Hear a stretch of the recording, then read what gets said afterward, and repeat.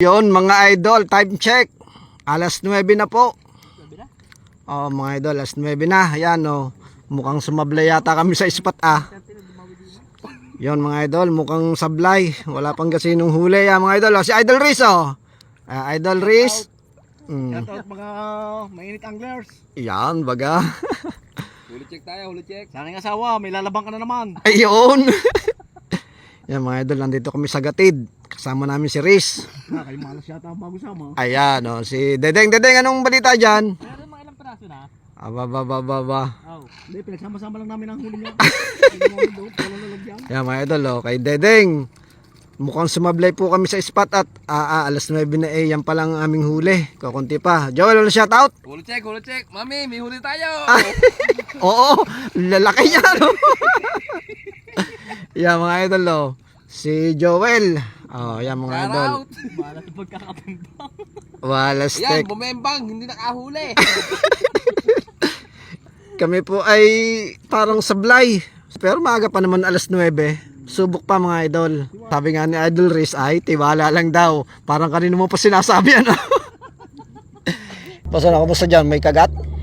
Wala din. Medyo sablay po yata ngayon ang spot namin at walang kasinong huli. Brad dyan, ilan na huli mo? Tatlo? Maganda naman. O yung mga idol o. Ayan, isa natin kasama. Taga Magdalena. Nakahuli naman 3.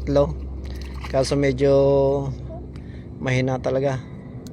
Yan po mga isa bang mga kasamahan. No? Yan, hili-hilera dito. Kaso mahina po daw. Yan mga idol. Mga idol, iba natin mga kasama pa dito. Sa spot na Gatid. Yan. Medyo talagang sablay pa nga lang po. At medyo mabaho ang tubig.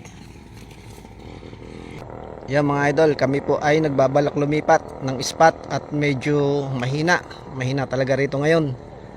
Nung nakaraan linggo okay naman, pero ngayon medyo mahina. Yan ang mga PRBL anglers oh. Pasiano Rizal Bay Laguna anglers oh, palabas na kasi. Lots mga idol, medyo mahirap ngayon. Pangit ang tubig, pangit. Pangit ang tubig. Ayaw dumikit ang tilapia. Yan. Pangit ang bagong sama.